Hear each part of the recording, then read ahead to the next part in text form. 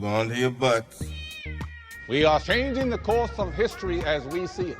That is what Wesley demands. Now, this affects Iris. Iris, where are you? What you feel only matters to you. I do not entertain hypotheticals. The world as it is vexing enough. Iris, I have a tip for you. Don't take drugs! Or whatever movies with Wesley and Iris.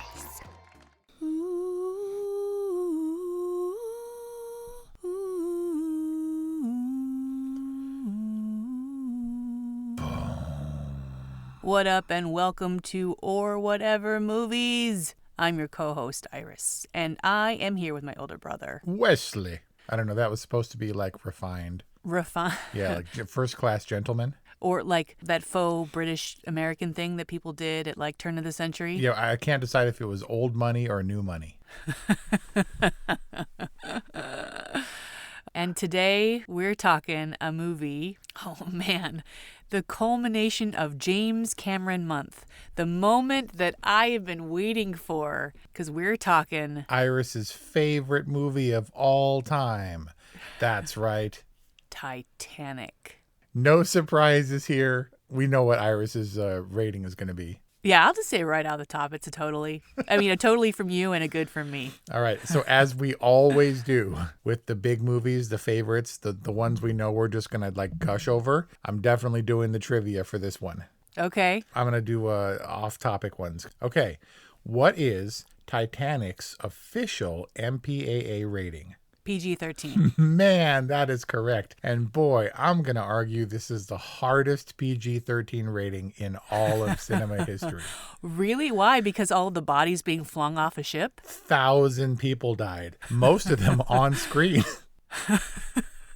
I mean, there was no blood and gore. There was no murder. Tommy's blood ran across the deck right before the crew member who inadvertently shot him then shot himself and tumbled into the water. That's true, Mr. Murdoch. Most of those deaths were on screen. Multiple dead kids, tons of swearing, considerable nudity, sex, suicide, murder. Titanic, PG-13. Now, why is this? Is it because they were swept away with the romance and the glory of it? It has been preserved by the National Film Registry as being aesthetically or culturally significant. And were people just so carried away? They were like, yeah, it's got all that stuff, but we were blinded by love in Titanic. I think they just wrote it all off as natural disaster. I guess. Those were part and parcel of an act of God. Man. And therefore natural. Cora, Jack's best girl, died. We have to assume. Never saw her. We don't. And there's that floating body in the grand staircase. That's pretty eerie and sad and morbid. More morbid than the lady holding the baby? Oh, the frozen lady with the baby? What happened to Cal's baby? Took too long. He got his baby to get him through onto the lifeboat, and then he was like, he'll swamp us, and he's standing aboard the thing and punching people with the oar. What happened to that baby? Yeah. And Rose is like, it's getting quiet. Yeah, because all the kids are dead. Oh, man. Okay, this one I'm going to disagree with. Who speaks the first and last lines of the movie? Brock Lovett. Man. The famous Bill Paxton, rest in peace. Do you want to hear this story or not, Mr. Lovett? I'm going to disagree, though, because I think even after he says, never let it in his Bill Paxton way, then Gloria Stewart goes up to the railing and goes, ah!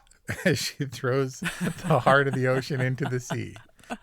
I don't know if that counts. A dialogue it's kind of more like to a Gloria squeak. Stewart. It's like So it still makes me mad. A quarter of a century later, I'm like, that necklace had no emotional connection to you or Jack. It didn't benefit your family in any way. Why wouldn't you give it to him? Why wouldn't you split the profits with him? Well, let's talk about this. I mean, yes, it would have been nice to have found the diamond and to reap those rewards, but his coming to terms and her getting rid of it was the symbolic action of stating once and for all that it was never about the diamond. Yeah, love makes you do dumb things. Now, don't get me wrong, it makes me mad. It's very, very impractical. There are so many other uses for that, but I can get behind old Rose's personal decision to do with as she will with her personal property. Okay. How did Titanic predict the future of 20th Century Fox, its production company, being acquired by Disney?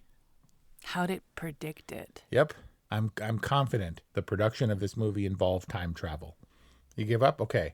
It's a movie. Yeah, you stumped right? me. And how do you get into a movie? You buy a ticket? Yeah. How did Jack and Fabrizio get their tickets for Titanic? Through a lucky hand of poker? One from Olaf and Sven. In another movie about freezing stuff.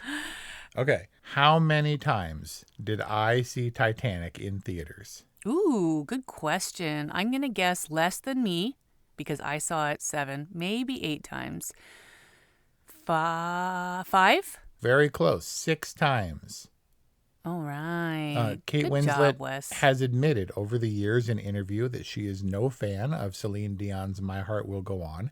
Every time this movie ended, I would position myself to be able to leave the theater before the actual song started, the lyrics started. Oh, the credits song. Yep.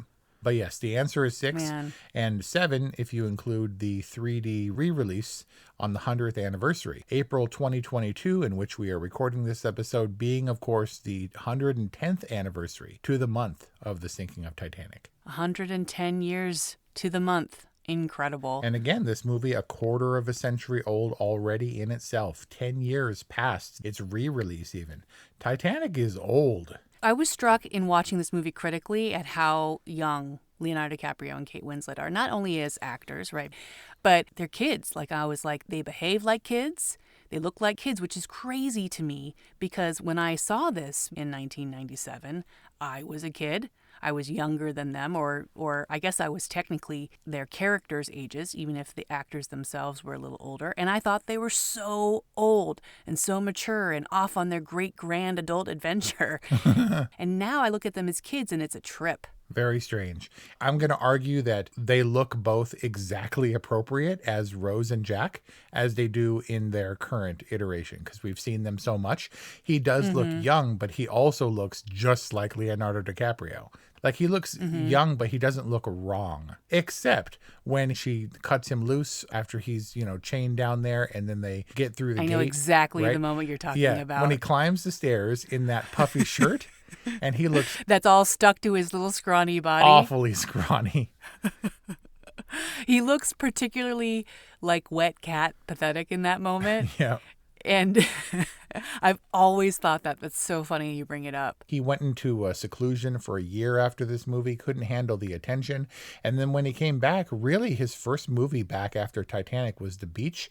And he had gotten considerably harder looking and kind of yoked. And he always tried to beef up to escape this little good looking little boy image. Well, I think technically the next film was Man in the Iron Mask, but that was probably filmed around the same time or even before Titanic. Yeah, it was just kind of his emergence. Also, he was all covered up in that one, and he was definitely not covered up in The Beach. That was Danny Boyle? And Alex Garland. And Alex Garland penned the script, right? Yeah, but he's become a filmmaker in his own right, and they did multiple films together as well. I mean, a great departure for Leonardo DiCaprio after Titanic. I mean, yes, Leonardo DiCaprio and Kate Winslet, they just shot to superstardom, right? And that's a lot for 21, 22-year-olds. Yep. A lot. And remain great friends.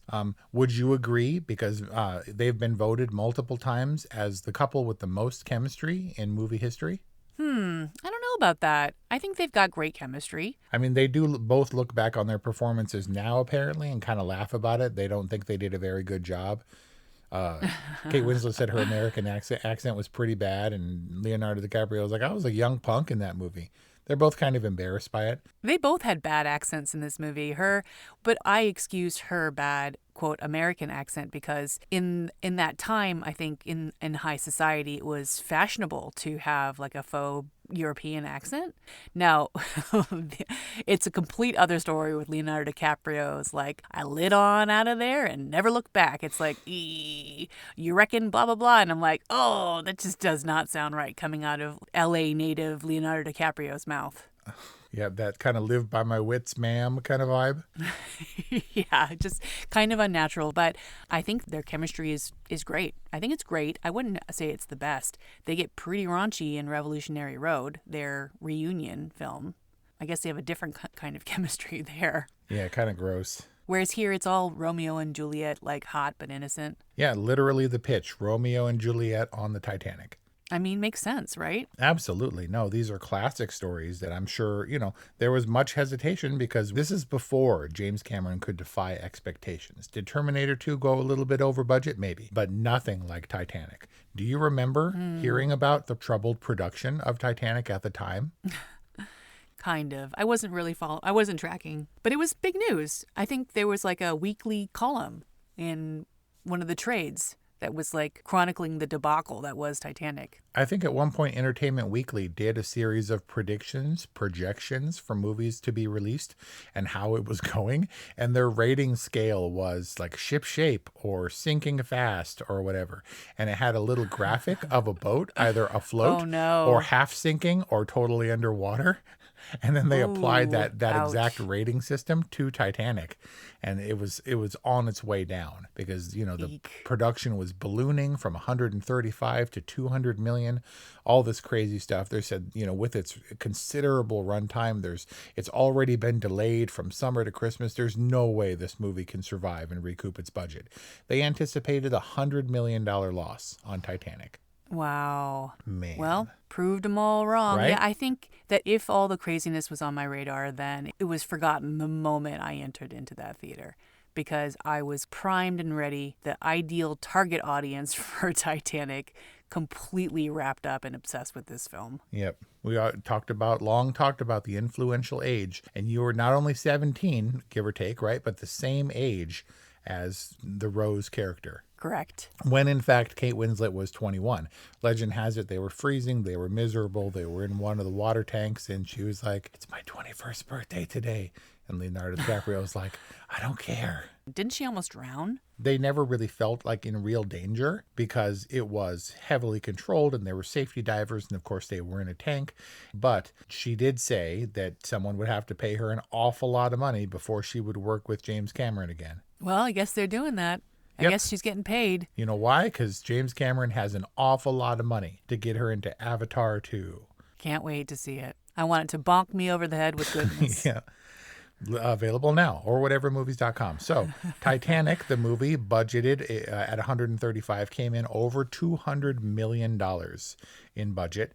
What was the actual building cost of the Titanic in 1997 dollars? This not the set, the actual ship from the 1900s. The actual Titanic in all its glory, the ship built in 1912, began building in 1912, $150 million. What?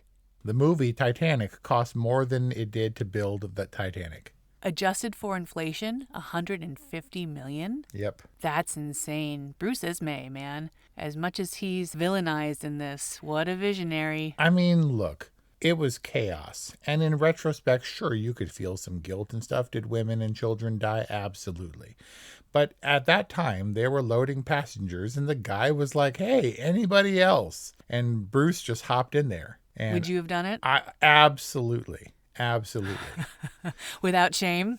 Well, I mean, no, I would. He couldn't look at the wreckage. The real life Bruce Ismay couldn't look. And in the movie, he averted his eyes. But when it comes down to it, if there's a spot on the boat, that captain, that guard guy should have jumped in as well.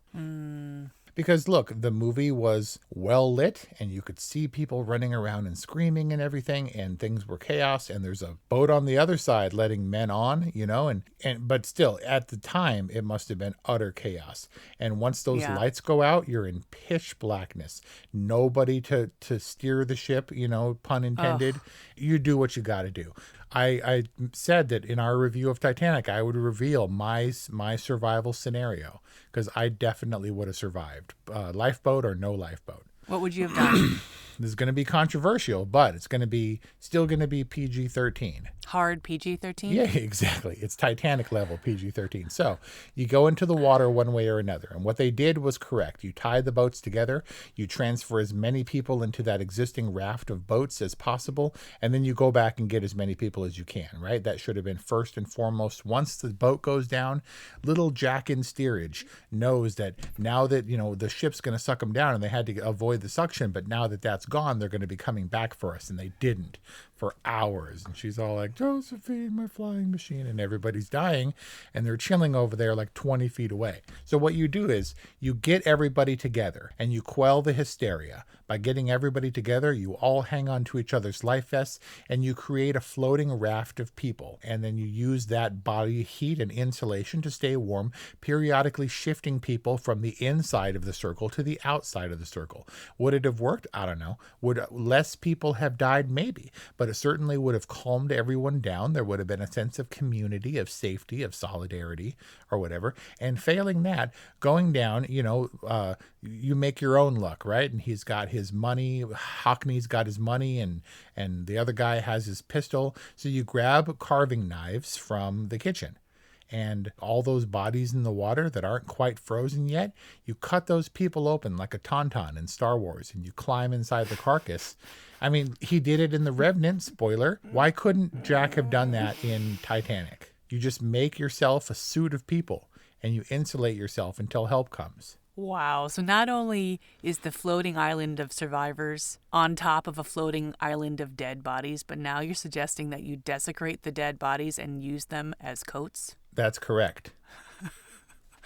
That's gruesome. I mean, there are stories about the Titanic. Remember the guy where they're at the stern of the ship or whatever it is that goes down?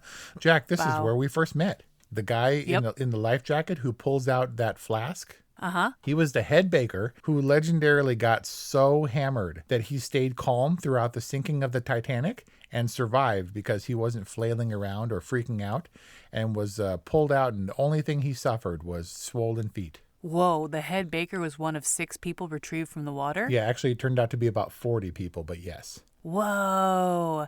That head baker and the blonde-haired chick. Aw, Fabrizio's little girlfriend from Steerage. Was that her? Yeah. The one hanging off the... Yeah, he said, is it okay if I put my hand here? And they went dancing away and stuff. That was her. Yeah, and it all comes around like that. Man, yeah, it really does. And they had that moment of connection, which always felt so palpable to me. And now I understand all of these wonderful James Cameron-esque details that really bring life and dimensionality to a scene, right? Like, they're in it together, but they're also on their own. And Rose is kind of looking out from the safety of Jack's care and trusting him implicitly, right? That's kind of their deal. He's the street smart, fast thinking, action oriented guy. And so she has this moment to look out from under that cover and see these other people who are, oh my gosh. I'm wrapping up my questions. Go. So, is this the highest grossing movie of all time? Well, it was. It was. For its time and for a long time. Until Avatar came along, also directed by James Cameron. Talking about pulling off a miracle. I mean, you never doubt James Cameron because he's going to go away for like a dozen years and come back and just kick your butt with new stuff, right? He beat the success of the highest grossing movie of all time, Titanic, with Avatar, and held that record until it was beaten by Avengers Endgame. But Titanic still holds the distinction of being the highest grossing movie of all time that actually won Best Picture. That's not a question. I didn't phrase it right. Oh, interesting. It's the highest grossing Best Picture winner. Correct. Of all time. Interesting. How about that? Because Avatar, bested by The Hurt Locker, did not win Best Picture. Endgame, not even nominated. I mean, they're okay. They're fine. And of course, Disney owns all of that.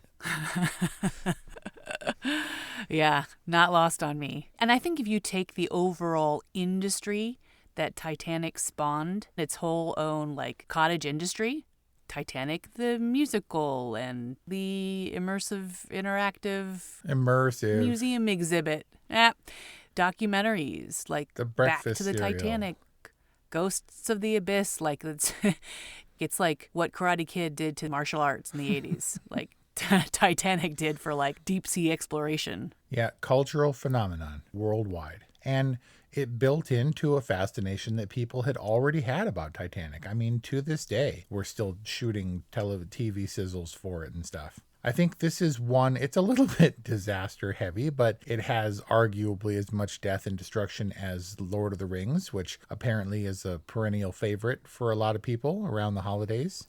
It requires an investment of emotion. It's kind of like 2 movies, and I'm perfectly fine with just watching the Jack and Rose story or just watching the disaster part.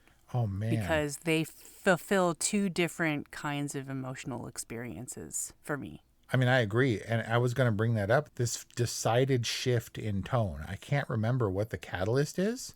When they're kissing on the deck and they hit the iceberg. I mean, Titanic supposes that Jack and Rose cause They the did. ship to hit the iceberg. Literally did. They're watching them mac down below, and he totally misses his cue. Smell ice, can you? Bleeding Christ. And then that dude is all he not only causes the impact with the iceberg, he not only causes Titanic to sink, but causes the deaths of multiple survivors in the water. Because Molly Brown's all like, "It's your men out there." And he's like, "There's going to be one more if you don't shut that hole in your face." Whoa, you're making really crazy connections here. The watchman was the mean guy on Unsinkable Yeah. Molly Brown's ship. All of these are not just James Cameron, hey, we're keeping it all together here, but based on historical fact. That guy did survive, and way. yeah, a lot of the lines are accurate. If we've learned anything about James Cameron, is that his painstaking attention to detail doesn't go overlooked when it comes to the vastly complex execution of movies like Titanic and Avatar. But Avatar was more of a CG heavy effects spectacle. And Titanic isn't as flashy, but boy, Titanic just feels so much bigger. I mean, he's really pummeling these people with thousands of gallons of water. They destroyed that entire staircase set when they dumped all the water into it for the sinking scene. They demolished because they could only do it one time. There's hundreds of people on screen at once screaming and running around, and that makes it palpable and terrifying.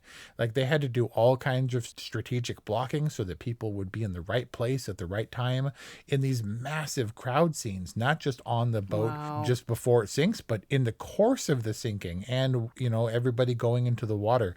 Just so much careful planning. It feels so real.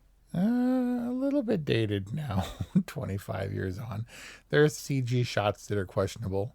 Sure. I cringe every time she does the toe when she's like on point with the toe thing at the real party. It's just kind of silly. Even the end when she's in heaven and she reunites with Jack. I'm like, oh, but wow, that's really cheesy. Look, I'm going to venture to say she's not in hell, but she's underwater with the ghosts.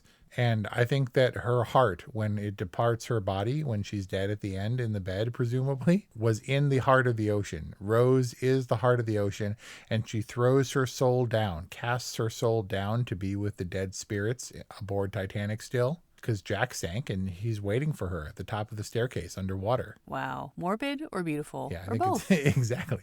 Kind of hell. So she's definitely dead, right? Well, that's the theory.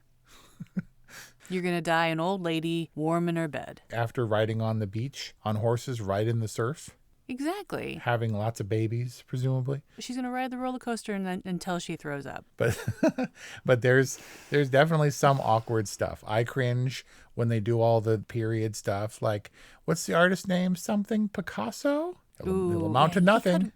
I guarantee it. And it's like, ugh. And the Freud stuff and how prescient Rose is. Passenger? What's he, a passenger? Oh, man. It's a little bit awkward. Like, he doesn't have to choose, like, the most famous artist of all time. Of course it's difficult. We're women. Delivered by the amazing Frances Fisher, Yes? who I thought was James Cameron's wife until I realized it was actually Susie Amos. Yep. It's just because she looks a little bit more age appropriate. Maybe. Did they meet on Titanic? Yep. They met on Titanic, and he was respectful and gentlemanly and didn't ask her out until after that movie was over. Okay. Because he was still married to Linda Hamilton, who was doing Dante's Peak. Ooh. Even though they were supposedly estranged at that point. So we got Susie Amos and James Cameron. We got lifelong friendship between Leonardo Dicaprio and Kate Winslet. But Frances Fisher, this was her second and final Best Picture of the 90s. And the other being one of your favorites of all time. Yeah. What was her name? Like Bumbleberry or something? Strawberry Alice. In Unforgiven. Available now on orwhatevermovies.com. But strangely more likable. Yeah, she's a different kind of warden in Titanic. So Jack got arrested twice both times orchestrated by who? The manservant, the The undertaker of a manservant. You've seen this movie dozens of times. He was one of the sharpest, cleverest, most determined and focused characters. He was like the James Cameron of this movie. And that would be Lovejoy. And he's completely forgotten about. Like, I was like, oh yeah, I forgot about that dude when I rewatched the movie. And he's instrumental to the plot, has a full arc, you know, is calculating and shrewd and everything. He even gets his death scene. We see his demise and stuff. I mean, at least presumably, the ship splits right under him. That's right. Yep. And you see it in his face, the disbelief, the shock. Yeah, Lovejoy, very instrumental. I'd say probably on par with Mr. Andrews and Mr. Murdoch. And James Cameron he sees these things through. I think Titanic is a masterclass of deliberate pacing, through lines, cohesion, execution, special effects, all that stuff. It works so well. We even have the establishing shot of the car that they bone in being lifted onto the ship at the beginning of the movie. Yep, the car is planted and paid off. I think that car, wasn't all that stuff shot in reverse? So that car had like a reversed license plate and all that junk? Because they wanted to show it being loaded correctly from the correct side onto which Titanic was loaded and stuff. I wasn't exactly sure why they weren't able to pull that off the other way, if it wasn't a mistake or something, but whatever the case, however they did it, yes, they reversed all the signage down to buttons and stuff on people's clothing to represent it as it was accurately on screen. I mean, what a great set piece. The reveal of Titanic and the boarding and the introduction of all the characters and all the props and culminating with Rose's reveal from under the hat. So good. So well put together. We talked about scale in the other movies, Avatar in particular, which of course came way after Titanic. But the whole ship felt grand, expansive. It of course was a set, but it wasn't really a set. It was built to like 19th, 20 scale. It was almost the same size as Titanic. So they were really on board that ship, on board the sets. Everything feels massive to me. I was wrong when I said in the Abyss, man, they hit Ed Harris with that water coming down the hallway. They totally did that with Leonardo. They washed him away. They hammered those people in the ship. There was one scene that was a miniature that looked fake to me, and that was when the doors get blown open. And so that was a miniature shot, and that's the one that I was thinking of. But yeah, no punches pulled on Titanic. The scale was incredible. I love the fact that he built the steam room. There were like so many of those pistons or turny things, and they did the same effect that they did in Aliens, where they put a mirror behind it, so it makes it look like many more of those things are firing at the same time, even though it was a mirror image. They made the guys, they were all like 5 feet tall to make the engine room look much bigger than it was, the set. That's hilarious. I love the attention to detail. It's so meticulous. And even he talks about the things that weren't exactly correct. He admitted that later findings revealed that's not how the computer simulation that Bodine goes through, that's not how the Titanic actually sank. We didn't talk about Bodine. I'm glad that you brought him up. Also makes an appearance in Ghost of the Abyss. Do you know he's an actual like seafaring guy or whatever? He's James Cameron's technical buddy. And he was like, hey, can you be in my movie and play basically yourself? And he's like, all right, if you want me to mess up your movie, I'll do it. When he talks about the Geraldo Incident, what is he talking about? So Geraldo, back in the 80s, some workmen or construction workers uncovered a vault door, and they determined that this gigantic vault belonged to Al Capone. So Geraldo went around talking to everybody who would listen about how it was going to be this on-air spectacle. Untold riches in Al Capone's forgotten vault or abandoned vault. Dead bodies, maybe. That might be where he kept his victims. And they had a huge live special, and he opened it on air, and there was nothing inside. And Bodine was right. His career never recovered. Yep. No. And I'm sure that Brock Lovett, with his nice little story, went back to shore in shame. All I'm saying is Rose was kind of a punk and could have thrown him a bone because he took her down memory lane. But he could have given him the heart of the ocean. She got to have her little story and die and revisit Jack and stuff. But she does in the alternate ending. What? She gives it to him in the alternate ending. I do not. I've never seen this. Really? Yep. There's a whole other ending that he shot. Okay. And they went with the heart is not important ending. It wasn't. But it's strangely not satisfying the other way. I'm reminded of this single shot. It happens 3 times where they send up flares, the first distress flare, right? Titanic is going down and we're still in the scale of the ship. We're still in the ship. The ship is the whole world. And then the second flare they send up is a wider shot, like a mid-wide shot of the ship, the whole ship. And you can see it's obviously sinking and you're like, oh man. But boy, when they send that third flare up, when it's like over Jack's face, and you're out in the middle of, like, it gives me chills. That huge ocean liner with thousands of people aboard where it's their whole world for about a week is completely alone in the middle of the Atlantic with no other light to be seen anywhere. It's terrifying. The first time, it's like kind of wondrous. You get that little girl's face and she's like, fireworks. Right? Oh. And then the second time, it happens right above Jack's head, and it's the light bulb. It's the literal light bulb that goes off in Rose, where she decides, I'm not going to leave him. It like frames him like a halo, and she like jumps for E-deck or whatever from the lifeboat, from the safety of the lifeboat. And then that last one, so powerful on so many levels. I'm just gushing. And that's what we're doing. There's no possible way to cover this movie. This was a grand experience as a moviegoer in 1997, where you and I, there was no video on demand. Had to wait agonizingly for the DVD to come out on little tiny TVs and stuff. Not even the DVD at the time. It was a double VHS release and a laser disc if you were rich, where you still had to change the disc. Do you think anybody has not seen Titanic? Yes. Jason Quinn has never seen Titanic, celebrity chef Jason Quinn. And he said it was because he was a kid at the time, being only about 35 now, and hearing all these girls gush about Titanic and how excited they were. And he's like, no, I'm not doing that. Gabe Dupin, my friend from high school, had a theory that he was going to be the savior of the world because he hadn't seen Titanic. And he was convinced there was some kind of like frequency or something programmed into the film so that once you've seen it, you're like converted into, a drone or something like that. And I, in my wiles and my manipulation, made him watching Titanic my stipulation for agreeing to go with him to prom. Man. And see, you turned him to the dark side. He could have been the savior of the world, and you debased him by making him see Titanic. Gabe Dupin, I'm sorry. He would have been missing out. It was a wonderful cinematic experience, one of the most important of my young life, actually being around 21 at the time. And that's saying a lot because it is bigger and crazier and more rounded than Terminator 2, which was a defining moment in my life.